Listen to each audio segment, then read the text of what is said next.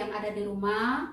Ibu harap semuanya sehat, semua dalam keadaan bersukacita. Walaupun kita beribadah di rumah, kita tetap bersukacita. Ayo adik-adik, kita memuji Tuhan. Dari pujian berkata, bersukacitalah dalam Tuhan. Ayo kita berdiri ya.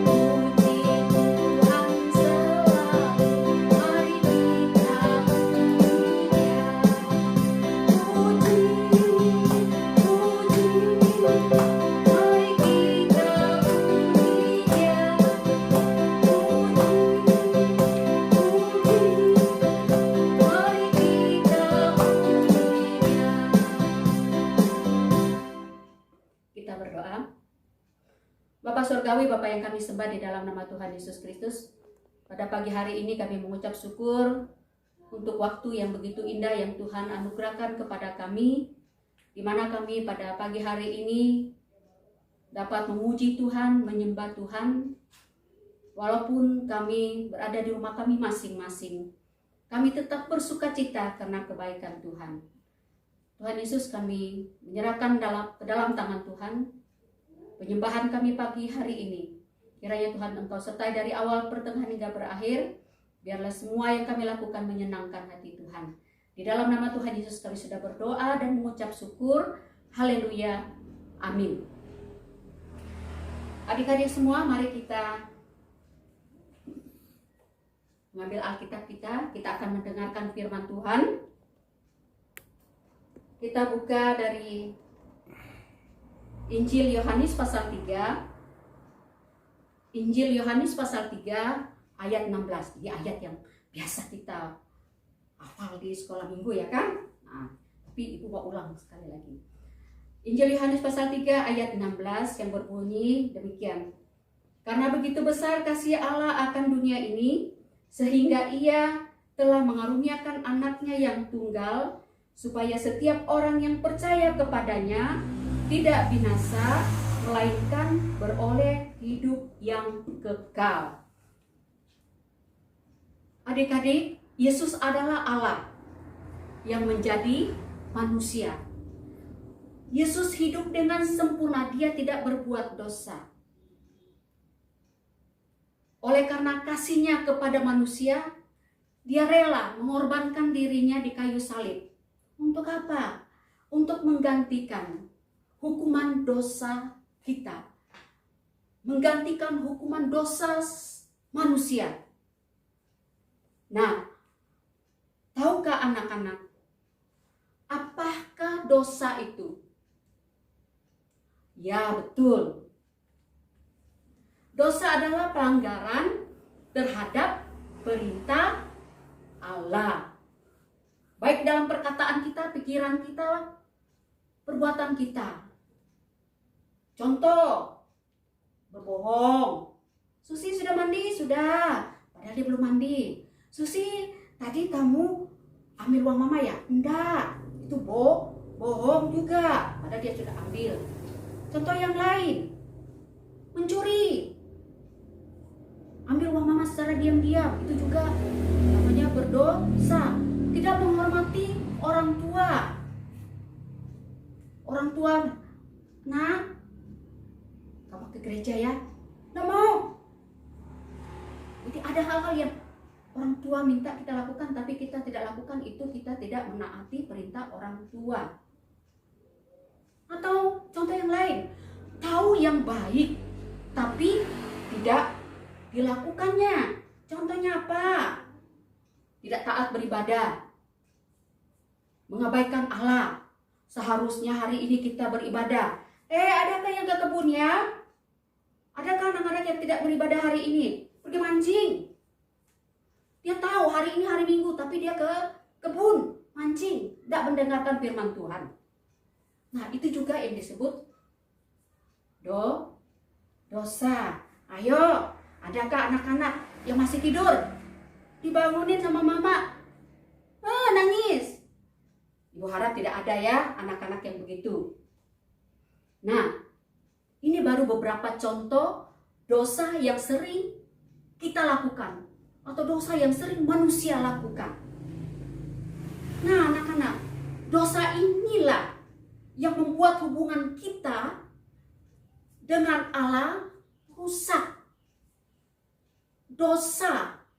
Dosalah yang membuat hubungan kita dengan Allah itu rusak. Ibu menggambarkan dosa itu seperti kipas ini. Ya, Ibu menggambarkan dosa seperti kipas ini. Akibat dosa kita membuat hubungan kita dengan Allah terputus. Kita atau manusia yang telah berbuat dosa seharusnya dihukum untuk selama-lamanya. Tapi Allah sangat mengasihi kita. Allah sangat mengasihi manusia. Allah tidak menghendaki seorang pun binasa. Sehingga Allah memberikan anaknya yang tunggal, yaitu Yesus Kristus, mati di kayu salib untuk menebus kita dari hukuman dosa. Sehingga setiap orang yang percaya kepada Yesus, dia diselamatkan dari hukuman kekal itu. Setiap orang yang mau percaya kepada Yesus dan mengundang dia masuk di dalam hatinya sebagai Tuhan dan Juru Selamatnya, Tuhan akan hadir di dalam hati kita. Coba perhatikan kipas ini. Ibu menggambarkan dosa kita itu seperti ini. Kipas yang rusak ini ibarat manusia yang sudah berdosa. Dan oleh pengorbanan Yesus di kayu salib, hidup manusia yang rusak dipulihkan oleh kematian Kristus di kayu salib. Dia menggantikan hukuman dosa kita di kayu salib. Nah, itulah gambaran. Seperti kipas tadi. Manusia itu berdosa di hadapan Tuhan. Rusak hubungan. Kita tidak ada hubungan yang baik dengan Tuhan.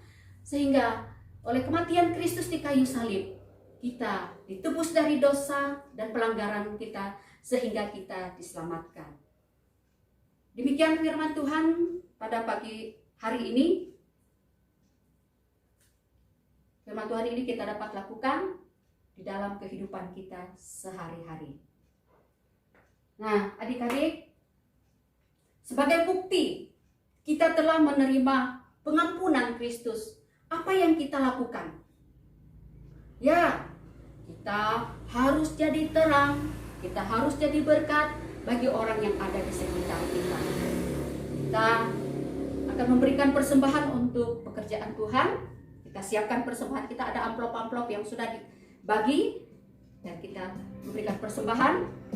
Kita menyanyi lagu Aku Anak Terang, Tugasku Membawa.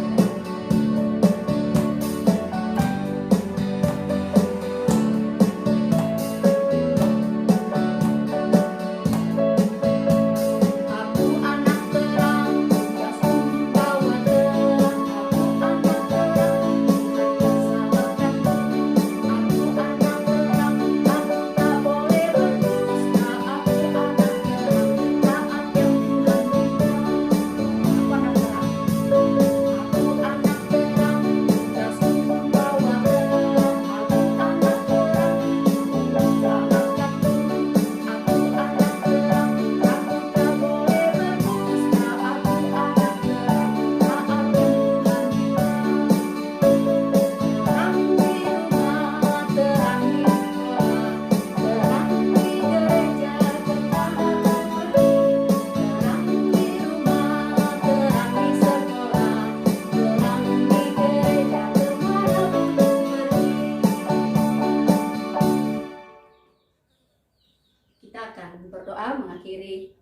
Tuhan kita pada pagi hari ini.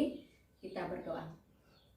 Terima kasih Tuhan Yesus untuk kebaikan Tuhan sudah menyertai ibadah kami dari awal pertengahan hingga berakhir.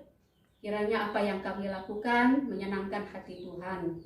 Kami berdoa untuk firman yang sudah kami dengar, kiranya kami dapat mengerti dan melakukannya di dalam kehidupan kami.